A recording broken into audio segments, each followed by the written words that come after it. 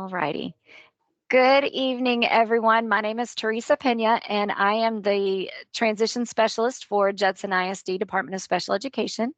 And my role is to help families and students understand the resources that are out there in the community and help you get connected to those resources as needed.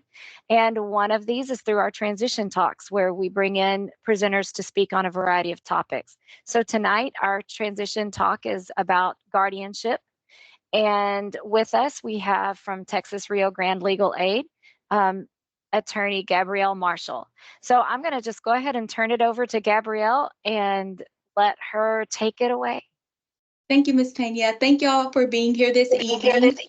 So as Ms. Pena said, we're going to be focusing on the basics of guardianship. Now, this is a companion presentation to one I did a couple of months ago in January for the basics on guardianship alternatives. So if you haven't been able to view that, please go back and look at that, as it has a lot of very important information. And those are also things that we have to talk about before we even get to the step of guardianships.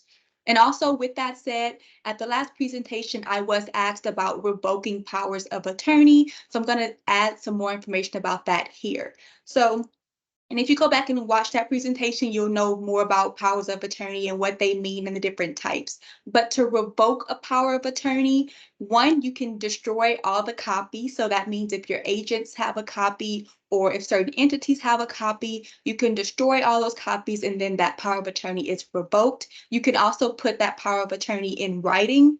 It is recommended that it be done before a notary, and it is very important that all the people who have copies of that power of attorney are also provided with copies of that revocation so that they know that that power of attorney is no longer valid.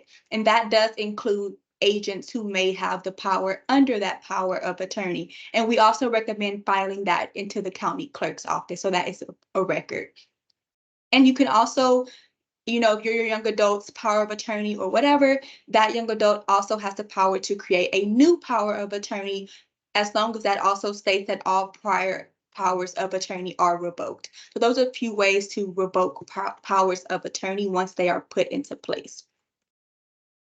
Now we're going to go through our roadmap. So we're going to first talk about terminology. So in the guardianship proceedings, there are a lot of words, and I want to make sure that before we get into explaining everything, that I give y'all an explanation of what everything means. And then we're going to talk about before your young adult is 18, the magical 18th birthday, and how everything changes after that. And then we're going to really go through what that guardianship process looks like. And if there are any questions during this, I can't see the chat or y'all at all because I'm sharing my screen, but please put it in the chat and maybe Ms. Pena can, stop me and I will try and answer the questions as best that I can. Also with questions. I'm sorry, Gabrielle, I am monitoring the chat, so definitely feel free to do so. And also for those of you that have just entered the meeting, just wanted to make sure you are aware that this meeting is being recorded for other families that might not be able to attend tonight. And I'm going to put in the chat box the link to where you can see other recordings. Thank you, Gabrielle. Sorry to interrupt. Perfect. And then also another disclaimer is I am an attorney, but I'm not your attorney. I'm not your child or young adult's attorney. So I can't answer specific questions like this is my child's situation, but I am, free to answer, general questions about, what the process means and things of that sort. So now, to speak about our terminology and go through these definitions. So one, an attorney is just someone who has passed the bar and is licensed to practice in that state. So we're in Texas, so we're going to say specifically to practice in Texas. Now with guardianship, it goes even a step further. So it's not just about being a licensed attorney, but there's an additional process that you have to take to be a guardianship certified attorney. So I am a guardianship certified attorney, and the State Bar website does provide a list of attorneys in your area, either by zip code or county, that you can also find who are certified to handle guardianships. And then there's the attorney or guardian ad litem. This person is also guardianship certified. So any attorney involved in the guardianship proceedings is guardianship certified. But this person is assigned to be the attorney of the person with a disability. So if there is someone is seeking to be their guardian, they will be appointed a guardian ad litem, an attorney ad litem, someone who is there to either do what that person wants or do what is in their best interest, just depending on the type of attorney appointed for that person with the disability. And that is mandatory. So, your young adult, if you one day end up needing guardianship because it's absolutely necessary, they will also be given their own attorney. And in a guardianship proceeding, unlike I would probably say any other types of law, you cannot file to be someone's guardian unless you have an attorney. So in many other types of cases, someone could file what we call pro se, which means unrepresented. But in a guardianship, you have to have an attorney to file even to be someone's guardian. And then the guardian is the person chosen to care for the person with the disabilities if that guardianship is granted. So when you file to be someone's guardian, you're just considered the proposed guardian, which means you're wanting to be that person, but you're not a full guardian until a judge says so. And then there's the conservator. So this can get very confusing, especially if we're listening to how other states describe these processes. So one good example is the Britney Spears situation. So that's a California case. So they use their terms the exact opposite of how we use ours. So in California, a conservatorship is our guardianship, and our guardianship is their conservatorship. So here, a conservatorship is about a minor child. So a person under 18 who makes the legal decisions for that child, who has visitation, possession, access. So that's more about two parents going before a court and a court deciding who has rights over the child. So very different. And then there's the ward. So this is the individual with disabilities after the guardianship has been granted. So this is like the guardian that we talked about. So ward, the person can be a proposed ward if someone is seeking to be guardian over them. But once that guardianship is granted, the person with the disabilities is now a ward. And then the adult child, so that's a person 18 or older. And that's how we will refer to young adults in this case, because even though they are your child, they are not a child. So they are an adult child, an adult, whatever you want to call them, but they're not a child as they are no longer a minor. Now, what should Gabrielle, you know? Gabrielle, we did have a question, and I'm not sure if you want me to wait and hold questions to the end, No, or let's if you go ahead. want. Yeah, I'll answer it now. Let's see what it is. Okay, the question was, what if I'm her father with a court order with full custody? So that is a family law issue. And I'm assuming with that question is the person under 18. And feel free to, speak as well. If, I this was going to say, yes, you can unmute. Uh-huh. Yes, she's 16, gonna be 16. Okay, so that's a family law matter. So this is specific to guardianship. We only explain that word because of how people aren't sure of the difference. So this is specifically for guardianship. Yeah, so that would not apply. A 16-year-old would not be eligible for a guardianship. That would be a custody case or conservatorship case. Okay, thank you. Of course. Now, what should you know about obtaining guardianship? 1, your child has a disability, and 2, that child is turning 18. So, and there's some age limits that we're talking about. So with guardianship, it's for a person 18 and older. So they're now an adult, but you can start the process of applying to be someone's guardian 6 months before they turn 18. So with our organization, if someone comes to us, like when the child is like, 16 or 16 and a half or just turned 17, we're going to tell them, hey, it's too early. Come back to us 6 months before your child's 18th birthday, and we can reassess to see if guardianship is necessary. And so we're going to talk through the reasons why a guardianship might be necessary, and we'll walk through that process. And I put might in bold, italics, underline, all of it, because that is very important. And we'll talk more about why, but a guardianship is the last resort. That is not our first thought of we need a guardianship. And then we're also going to discuss the ways that you can support your loved one without a guardianship. And that's going to be very brief because we have a full presentation on that we gave previously. Gabrielle, we have a question of how long is the process?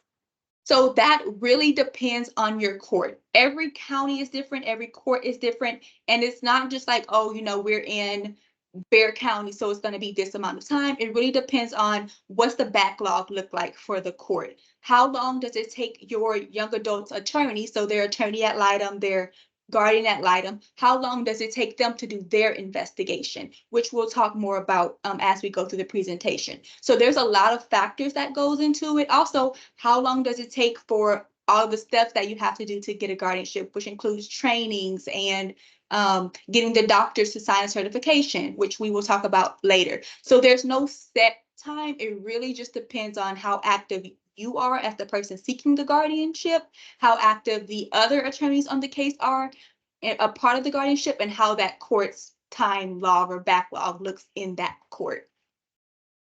And the child needs to have a doctor's diagnosis as disabled. Is that correct? Or an educational, does it?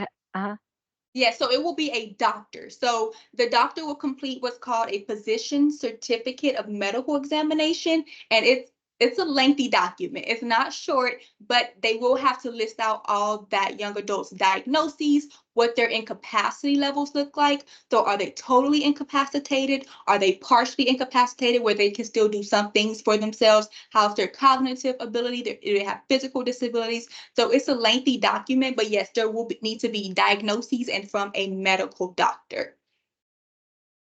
And I think you're going to address this one later, but the next one, and you can indicate if you're going to address it, but can the trainings be started before the 6 months? I'm glad you asked that. No, only because when you do the training, you're telling the court that you're in the process, like you're already starting the guardianship. So at that point, because you actually have to, when you do the training, you're actually registering that you're starting the guardianship process. So you wouldn't start it before you actually start applying to be that young adult's guardian.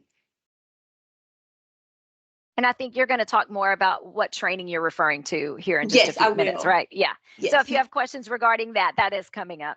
Yes. Now, before a child turns 18, that's what they are. They're a child. So mom, dad, legal guardian, whoever it may be, that person gets to make all the decisions from big and small. They get to decide what happens with that child. So all those child's rights are held actually by that adult in their life. And so, like I said, the parent makes the choices. Of course, we try to give those kiddos like some autonomy to help with those decisions. But at the end of the day, the final decision maker is that parent and not that child. And under 18, nobody questions it. You go to the doctor with your kid, you go into the doctor's room. The doctor is maybe talking to the child, but mostly talking to the parent, looking for the parent's decisions.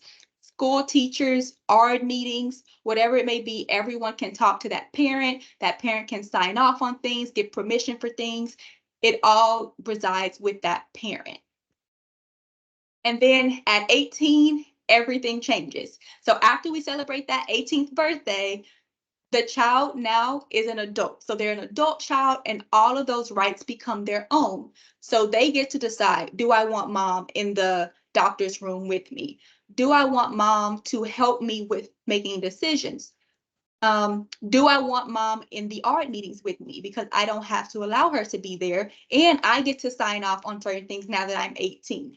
So the child is now looked to as that person who's going to make decisions. And sometimes these issues don't come up for years, like not just 2-3 years, like 50 years can go by where doctors are allowing the other person in that person with the disability's life to make decisions for them, and there are no issues. But then there's a need for a doctor change, or Social Security has to change something.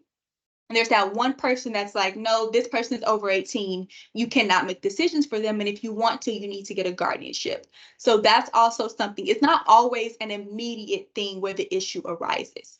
And then third parties, of course, will want to communicate with your young adult, and not just want to, but sometimes they will demand it. Like, I can't speak with you. Your young adult needs to make that decision, or you're going to have to look into getting a guardianship if they cannot make that decision.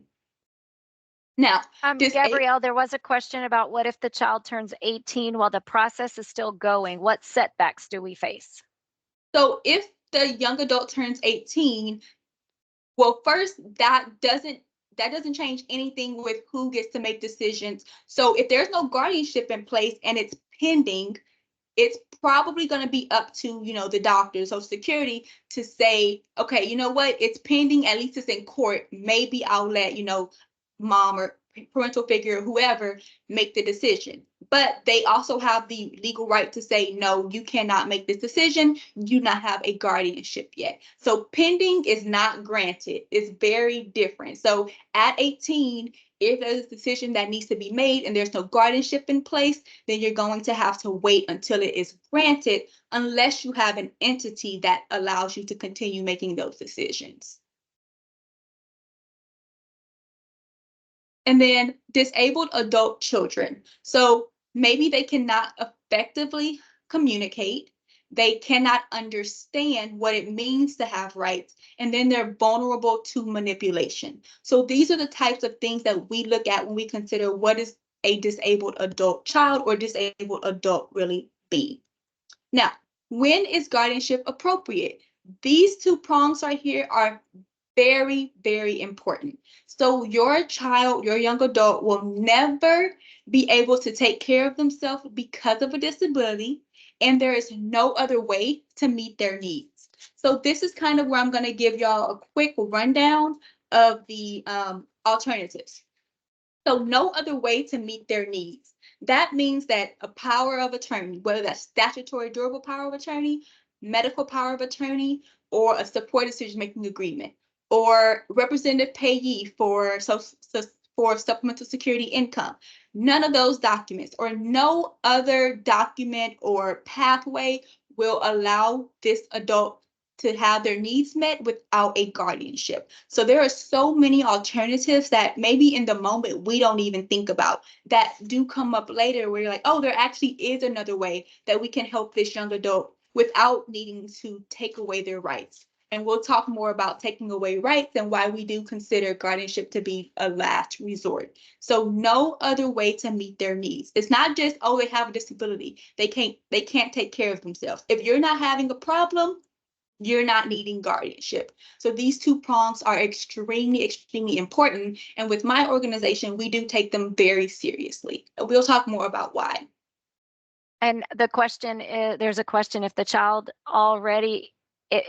is already 18 and we have supported decision-making agreement, is that enough for all the process? So yes and no. So there are multiple. So generally a support decision-making agreement is you support your young adult in making decisions. And the example I always give is like medical decisions. So a support decision-making agreement is not as broad as, for example, a power of attorney. So if you are having issues at the bank and your young adult just is like, mom, dad, whoever, I trust you, you got this. That is not where a supported decision-making agreement comes into place, but it is where a statutory durable power of attorney would come into place, because that has a long list of things that their agent can help them make decisions about. And in that case, you as the agent are actually making the decisions, because that young adult is like, I trust you. I don't want Social Security to call me and ask, what do I want to do, or ask for permission to speak with you every time. I don't want the bank to call me and deal with these things. I don't want, my legal matters for them to call me and deal with these things. So those are things that are kind of pushed off on the agent by that young adult who has the ability to say, I want this person's help. With the support decision-making agreement, this is just saying, I am still making the decisions. I just want someone I trust, so my supporter, to guide me in those decisions. So when the doctor, for example, is talking all this medical lingo and hasn't quite figured out how to explain it to me because they haven't been in my life for 18 plus years like my parent has, then that parent can step in and explain to that young adult what the doctor is saying. Here's the good and the bad of what's going on. And that young adult then makes the decisions. So it really depends on what the issue is to determine what document is actually going to help in that situation. And then what is a guardianship? So there are multiple kinds of guardianships. One is of the person. So we're deciding where are they going to live, when are we taking them to the doctor, the dentist, things like that. So it's of their physical body. And then there's of the estate, which is about money. So for example, if you have a young adult who is on supplemental security income, then you probably already have an alternative in place, and that is being their representative payee.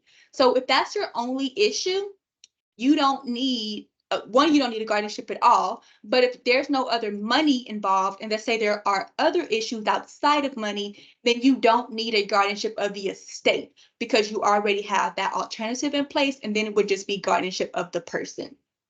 So of the person, you're making all the decisions for that person. And we'll talk more about, like I keep saying, of why that's important and why this is our last resort.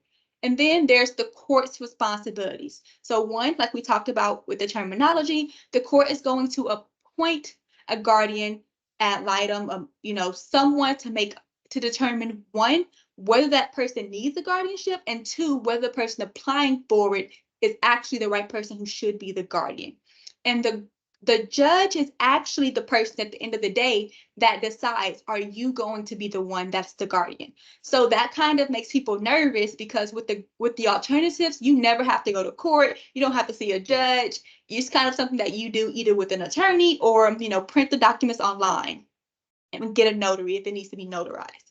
But with a guardianship, you have to go before a judge and explain, this is the issues that we're having. This is the proof that we have that this person cannot take care of themselves, and there are no other alternatives to assist them with that. And then the court will monitor that. So guardian's responsibilities, how does the court monitor? With annual reporting. So every single year, you have to do an annual report explaining how is the board doing? Is their health getting better? Is it getting worse? Is it staying the same?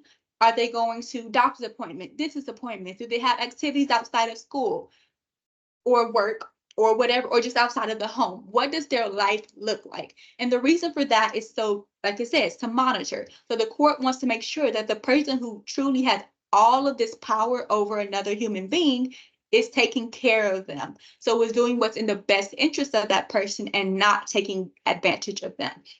And then there's the bond requirement, which we will talk about a little more. And y'all are thankfully in a county that is very clear on what that is, because many counties, it can range and you never know what you're going to get until you're in front of the judge, and the judge just tells you what it's going to be.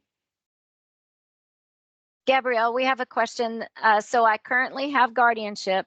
I need to apply again 6 months before my child turns 18. So if your child's not 18, it sounds like you probably don't have guardianship. You probably have custody. So when your child's under 18, that's not guardianship. That's just probably like, oh, me and other parent got divorced, or me and other parent were never married, but we had a child together and we are not together. So the court had to make some orders for that child. Is that kind of the situation that's going on?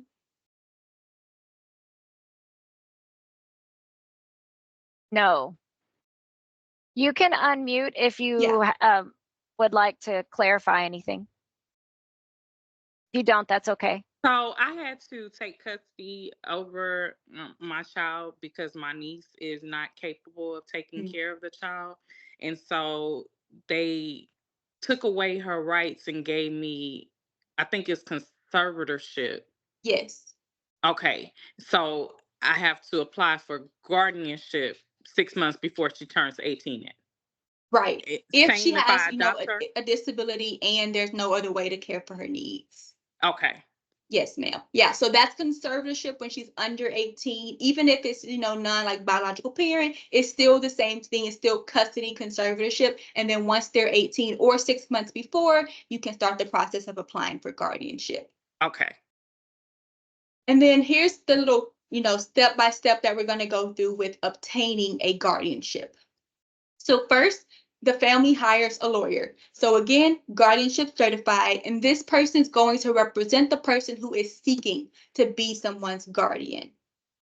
And then there's a doctor to evaluate the person with a disability. So like we talked about earlier, this is called the Physician's Certificate of Medical Examination. So it's a document that you give to your young adults PCP, so primary care physician. They evaluate them and they go through the document and they complete it. So they, like I said earlier, first, who is their patient? So that proposed ward, what is their disability? What is the severity of their disability? Are they totally incapacitated? Are they partially incapacitated? Do they not have a disability? And this guardianship is definitely like not even appropriate because there's no disability. And so what does all of that look like? And then something else, there's no such thing as a secret guardianship proceeding. And I can probably safely say that for any case that's filed in court, it's not going to be a secret. But with this specifically, there's no such thing as a secret. So if your young adult has another parent that is living, they have to be notified. If your young adult has adult siblings, they have to be notified. And just to be very clear, none of this is specific to a young adult. This is also for older adults. But I'm just saying that because that's kind of our audience today. But just know all of these rules are the exact same for if later in your life you're dealing with someone who is older. And then if your young adult has, if they are married, if they have a spouse, that person has to be notified. So there's a long list of people that you have to notify. And if you can't find, a certain group of people, then you have to go even further out into that family tree. So that's definitely important to know. There's no secret with filing for a guardianship. And then there's a background check. I'm sorry, Gabrielle, is that the responsibility of the individual seeking the guardianship to notify all the family? Or do they just provide a list of those individuals and their attorneys or the court system would notify? So because you have to have an attorney, your attorney's going to do that for you. So, but you have to provide all the information to your attorney. So you need to know, Okay. What's everyone's address? Where do they live? Are they going to waive service? So basically, are they going to agree that we don't have to get law enforcement to hand them the guardianship application? So many times people will just agree and you'll just mail them the application, send them a waiver. And when I say you, I mean your attorney. We'll send them a waiver and they'll sign off and get it notarized. It does have to be notarized and then it gets filed with the court. But if not, then a law enforcement officer or a private process server, it doesn't have to be law enforcement, but someone that your attorney will find will go ahead and get that person served with the documentation. But yeah, it's something that your attorney will have to do because you're going to be represented if you're seeking to be someone's guardian. So that person will go ahead and do that for you. Okay. And then and there's one more question. I'm so sorry. Can guardianship be transferred to other family members? So yes, but so there is a transfer of guardianship, but that person still has to qualify. So you don't get to get like your good family member to be the guardian so that like your bad family member can bypass background checks and trainings and then become the guardian. So they still have to go through the process, but yes, there can be a transfer and they have to file to be the guardian in court. So you're still going through the same process and still going to court for that judge to say, yes, we agree to the transfer. And kind of along the lines of that, if the guardian passes away, then there's a thing called successor guardianship. So that's the person that comes after them. And that original guardian can either designate that person in their will. Doesn't mean the judge has to agree, but it's good to know, okay, this person was trusted and now they're trusting someone else to take care of the person that they were the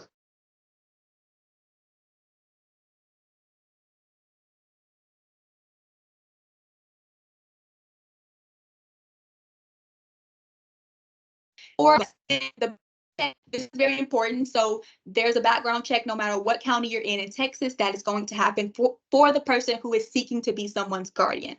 And under the statute, so under the Texas law, there are specific things that almost automatically get you chucked out the door for being someone's guardian. So if there is elder abuse, child abuse, things like that, those are automatic no-nos. You will not be someone's guardian. And there are other things that are not on that list where it can also be just judge specific. So judges have discretion. And I've seen people have things on their records from literal 30 years ago. And a judge said, I'm going to let y'all know right now, I'm going to deny it. So you might as well find someone else to be the guardian or go ahead and dismiss this guardianship.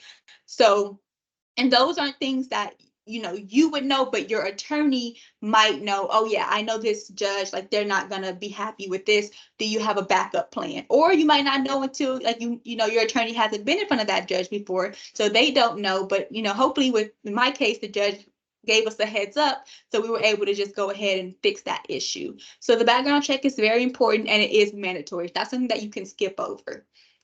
And then the 1 hour training. So 1 hour is not a long time at all. It's an online training, but the purpose of the training is just kind of to give people who are seeking to be someone's guardian, to give them an idea of what they are getting into.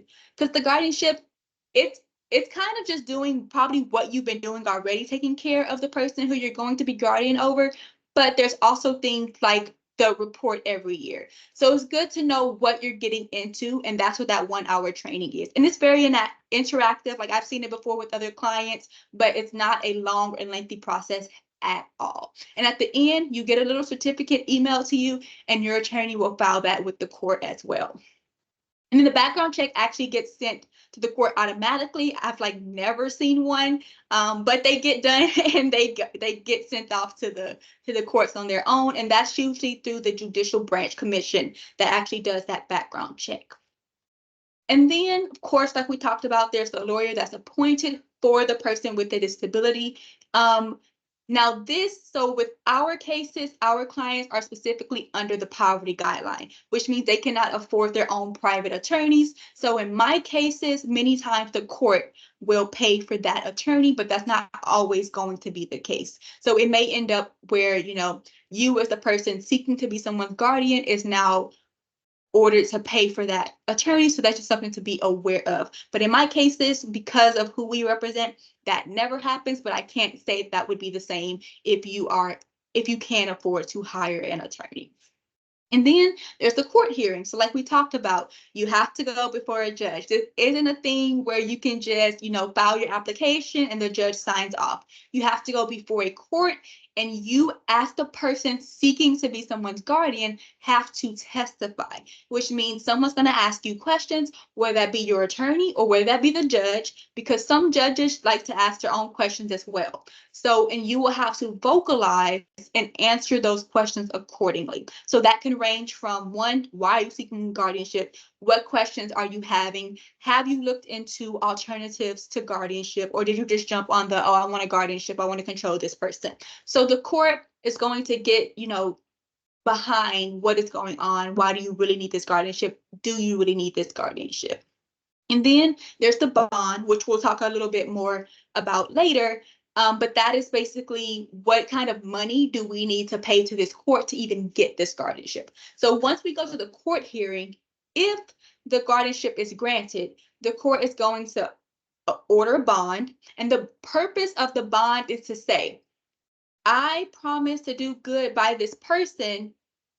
And this is like earnest money. So this money is basically making me do good by this person, because the court wants to make sure, again, we're not taking advantage of this person. We have something to lose. And then that's also where that yearly reporting comes in. So that you are giving the court updates on how that person is doing. And something that is very important to note, when you are awarded someone's guardian, that does not mean it is a lifetime, you can do whatever you want. So if you mess up, for example, if you don't do that report every year and the court catches on, that guardianship can actually be terminated. So you can be kicked off of being someone's guardian. So these are very important steps and things to keep in mind when going through the process and even after, because it is a yearly commitment.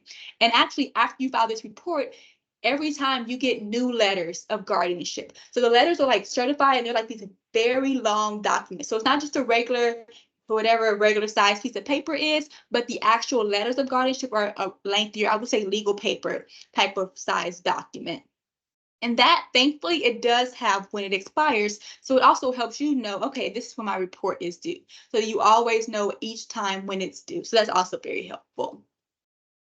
Gabrielle, we have a question. Can you clarify more on what you mean alternatives to guardianship and earnest money? Yes. So for alternatives to guardianship, I'm not going to go too much into that today, only because there's a full presentation on it that we did in January. But some examples of those are the support decision-making agreement that we talked about, the power of attorney, so that's medical and statutory durable powers of attorney. And then there's, being someone's representative payee. There could be being a joint owner on a bank account, putting someone's account in automatic payments. There's a wide range. So guardianship alternatives are anything that can avoid the need for a guardianship. So if there's an issue that can be solved a different way than having to go to court and take away someone's rights, then that's an alternative to guardianship. And then with the bond, actually, let me go to this next slide. So San Antonio specifically requires a corporate surety bond, and the premiums are, these are the premiums. So it's $130 a year, or you may be able to obtain a lifetime bond for about $400. Now, this is important. So I mentioned earlier how with the statement of inability to pay, so I was talking about how my clients usually cannot afford attorneys, so we don't have to pay the ad litem, the court handles that. If you are one of those people who cannot afford an attorney, so you have what we call a statement of inability to pay on file, that just means you're not paying court costs, but that does not get you out of having to pay that bond. And something I always tell to people, we know in the long run, a $400 lifetime bond is the better option, but not everyone can afford that. And so you may end up only being able to afford the $130 a year, which of course adds up. So it's definitely not great if you can't afford the $400 bond, but that is kind of what that is. And this money, again, it makes sure that you have incentive to continue to do right by that guardian. So that's what I mean by earnest money. I think it's like a random term I just used, but really it's to make sure that the court has a reason, or that you have a reason to continue to do right by that person. I mean, you're paying the court yearly in San Antonio, or it's lifetime if you can afford that $400. So you want to make sure that you're not shelling out this money if you're going to be doing wrong by that person and then get kicked off and be terminated as their guardian.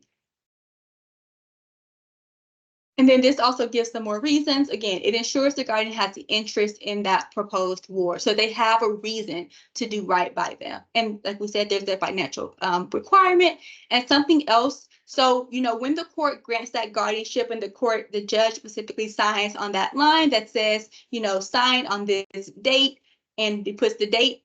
From that date, you have 20 days to get this bond order done. And if you don't, then your order is essentially void and you got to start over. I've never been in that situation because, you know, I always know it's coming, so I make sure we get that done quickly. But 20 days is a very strict timeline, and it's not long, but it's also not short. Like, it's not really hard to get these bonds done, especially as you having an attorney, you will know that it's coming. And another thing that has to be done is there's an oath that has to be signed, and this is even easier because you just have to sign it, easy peasy. It's just, again, promising that you're going to do what's in the best interest of your ward. So it's all about making sure that you as the guardian are being held accountable for your ward and doing what is in their best interest. Now, the annual report. I have a little sample here. This is just the first page, but this, the guardian, so the person that the court approved, so they granted thumbs up, the guardian provides this information about the ward's well-being. Now, if there is a guardianship of the estate, that document even more in-depth because they have to talk about all their finances and things like that, which we actually do not do guardianship of the estates at Texas RioGrande Legal Aid, but guardianship of the estates are a thing. So if you have one, not only do you have to do the annual report for guardianship of the person, but also for guardianship of the estate. But this is a sample from the guardianship of the person document. And then you have to report, like we talked about multiple times, any changes in the condition. So are they getting better? Are they getting worse? Is their condition staying the same? And if the court has or is seeing some like discrepancies or some issues or concerns in the report, then they can order that there be an investigation based on the report. So some courts do have investigators on staff. And then, like I talked about, failure to file this every year could be your guardianship being terminated. So you could be removed as that person's guardian. Any questions about the annual report before I move on? Okay. Not in the chat, so. Okay, so this is where we're getting to the most important and why I say guardianship is, you know, last resort. We don't just do it just because we want to, and we'll talk about just in case as well. So alternatives must be considered. So this is not just like, you know, the trial of philosophy, which it definitely is, and we take it very seriously and follow it, but also the law says you must consider guardianship alternatives before a court will grant a guardianship. And that does not mean, oh, I have to go get my young adult to like sign this, you know, this power of attorney. No, because if they can't understand it, they can't sign it. So that's necessary for any type of alternative. Your young adult will have to be able to say, you know, I understand this document and I grant this person the power, and so they're signing it. And so if, you know, those alternatives are not possible, then a guardianship may be appropriate. But we do have to talk about those things first. And with our process, we do that. And not only do we talk to our, you know, the person applying with us, but we will also talk to that person who the person talking to us wants that guardianship over. So if you come to us, you're like, I want guardianship over my son, my daughter, whoever, we're going to also want to set up a meeting with them because we want to know, are alternatives appropriate? Like, let's talk to this person. Let's see if we believe that they actually can make a decision, that they can understand to do an alternative.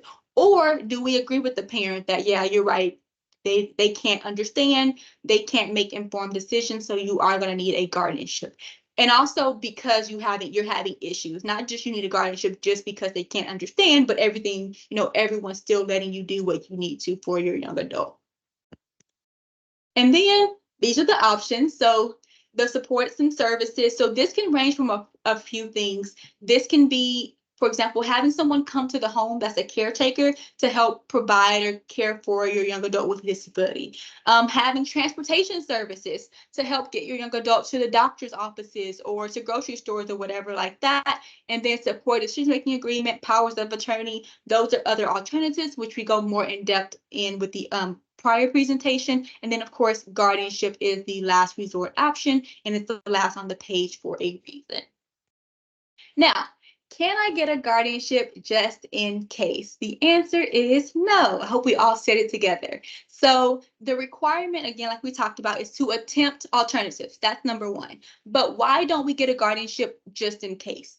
It's so restrictive. And I think before the Britney Spears, we didn't have like a good person to pinpoint, but now unfortunately she has become like our person where we always use her as an example. But if someone like that can be under what, you know, in Texas we call a guardianship, what in California they call a conservatorship, someone with that much money and fame, and just think about how hard it was for her to get from under that.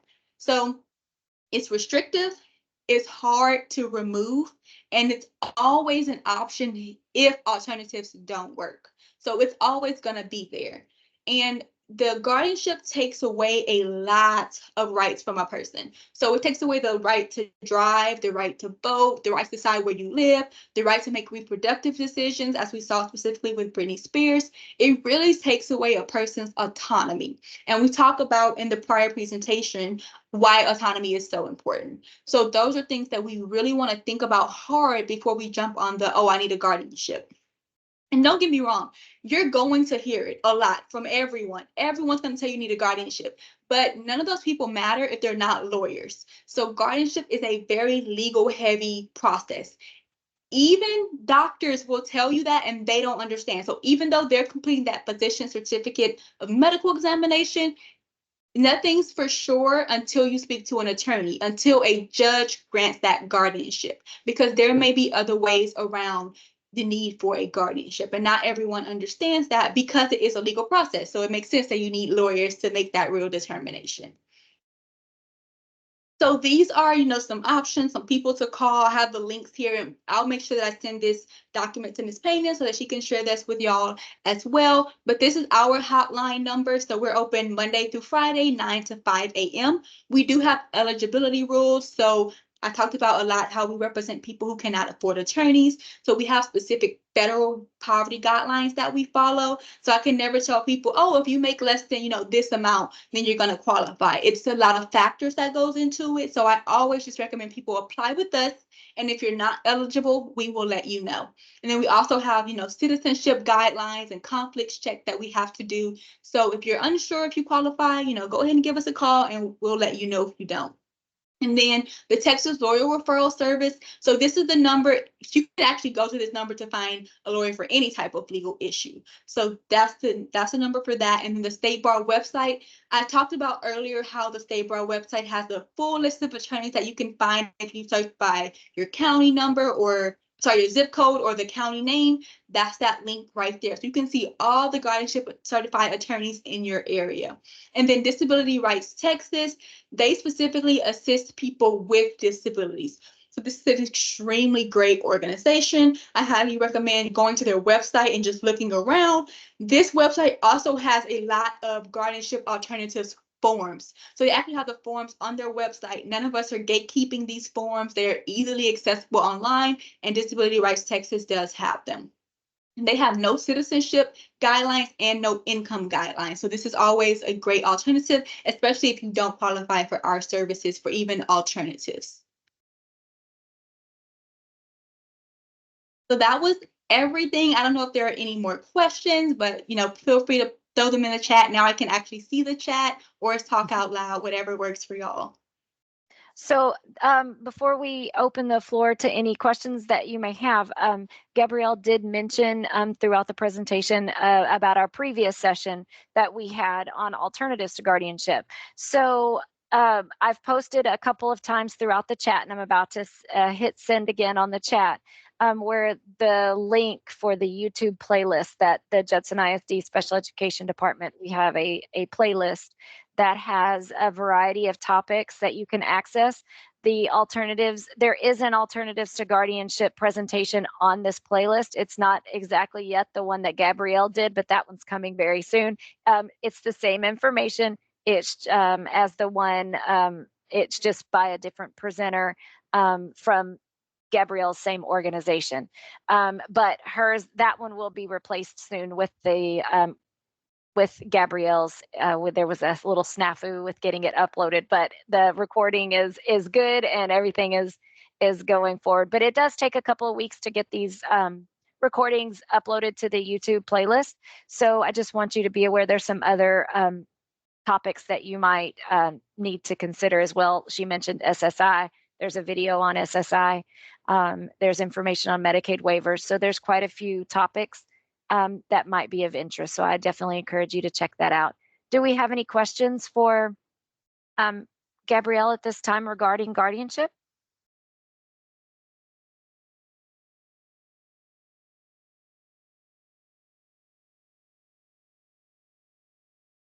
Looks like somebody's typing. You feel free to unmute if you would like. That at this point, that may be easier. Whatever's you would like to do, if you feel comfortable doing that.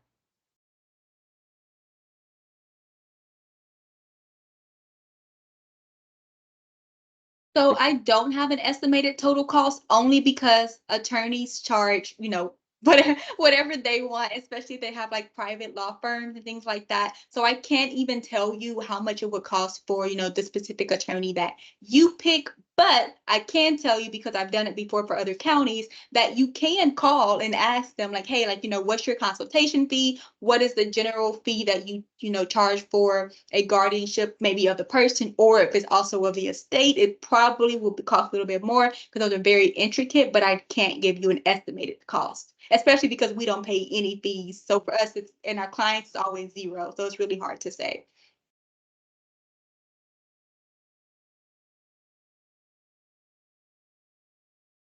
Like we have a couple more questions coming through in the chat.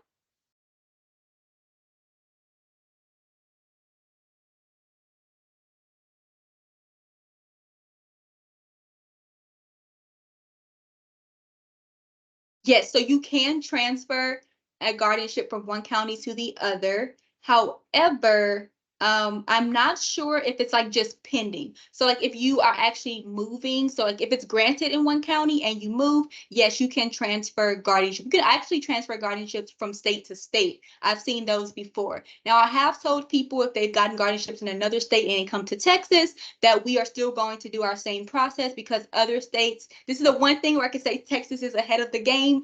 Other states do not do well with making sure that that a guardianship is actually appropriate and considering alternatives alternatives first. So there is something that we have to go through the steps and everything to make sure that it's actually a proper guardianship in Texas, but it can be transferred from state to state. And I don't see why it couldn't be transferred from county to county if it's still pending. If it's not pending, then, guardianship is just appropriate in the whole state. So it wouldn't need to be transferred. But if it's pending and your person moves, it may be able to be transferred. But that's a decision that the court is going to have to make. So if someone applies for guardianship so if there's two people and they're separated and someone applies for guardianship once that person turns 18 and you are against that guardianship, I'll kind of answer it with twofold. So let's say you're against the guardianship because you don't think guardianship is necessary at all, then you can contest that guardianship. And it's kind of on the same side of if you just don't think they should be the guardianship and you want to apply for guardianship, then you can contest it, but you also have to file your own application for guardianship. And because you have to be served, you will be notified, of course, that there's a guardianship, and you have 10 days to file a response into court, and a hearing will be set, and there will basically be a contested hearing, which means we're not in agreement, and the judge is going to make a decision one way or the other. And I have not provided services for military families. I'm not sure the process would be too much different. I will say a guardianship is filed where the person with the disability lives. So if there's one parent in another country and like the young adult is with the other parent, then that guardianship has to be filed in the county where that young adult lives. So I don't think the process changes too much with a military family.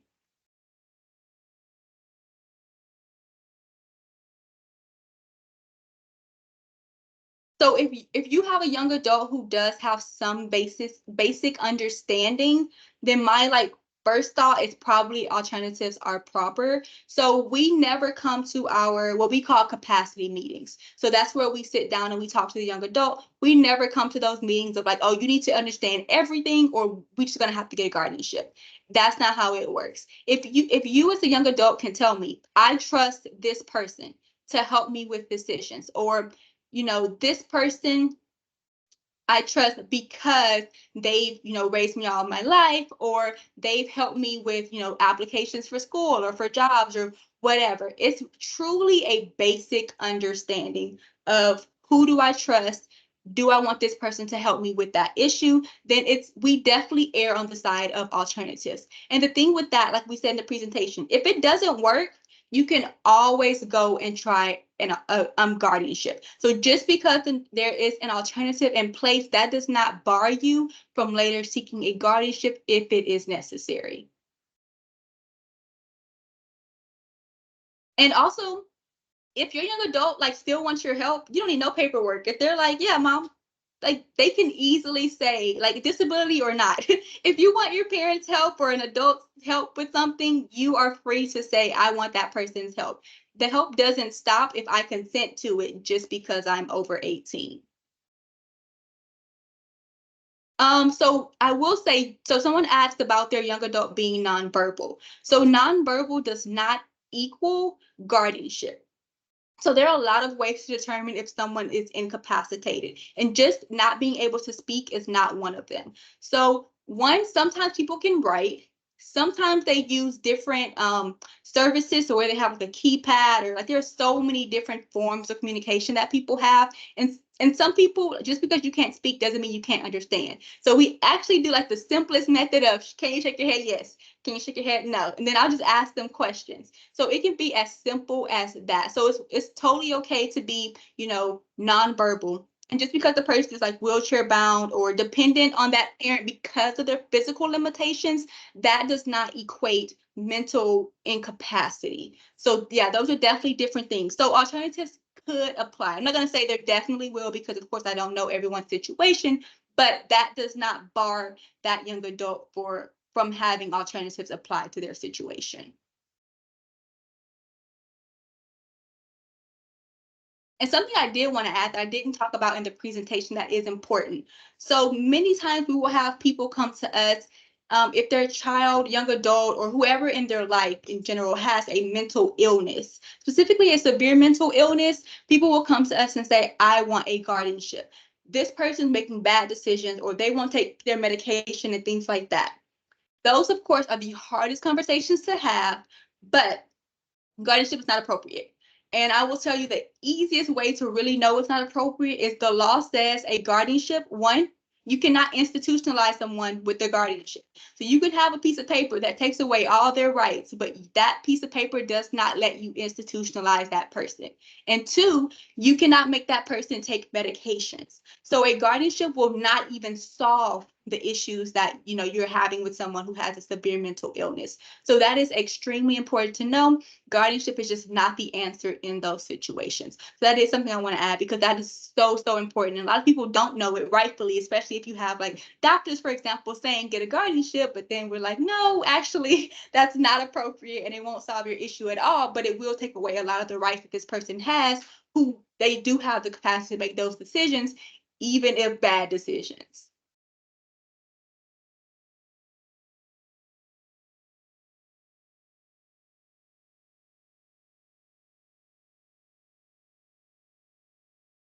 All right. So we have reached almost 7 o'clock. If no one has any other lingering questions, I'll put that out there for like maybe another minute to see if we have any other questions. Otherwise, we will remain on for about 3 more minutes, and we'll call this meeting. We'll bring the meeting to a close at 7 o'clock. And should you have any other questions, Ms. Marshall did put her contact information on that last slide, and you can certainly reach out to me if you received an email or the flyer or however you received this information tonight. We're so glad that you came and that we hope that you were able to get some useful information. And this video will be accessible on the playlist in the coming weeks. So stay tuned. I know it was a lot to remember and a lot to take in. And we don't expect you to remember everything. That's why I wanted to record the session. So it certainly is something you can go back and refer to. But I am available, and my contact information will also be on the slide when it's posted to YouTube. But you also received my contact information in that email or the flyer. So we'll stay on for about another 2 minutes, and then we'll end the meeting. Thank you for attending. If you have no further questions, you're free to leave the meeting, and we'll see you next time.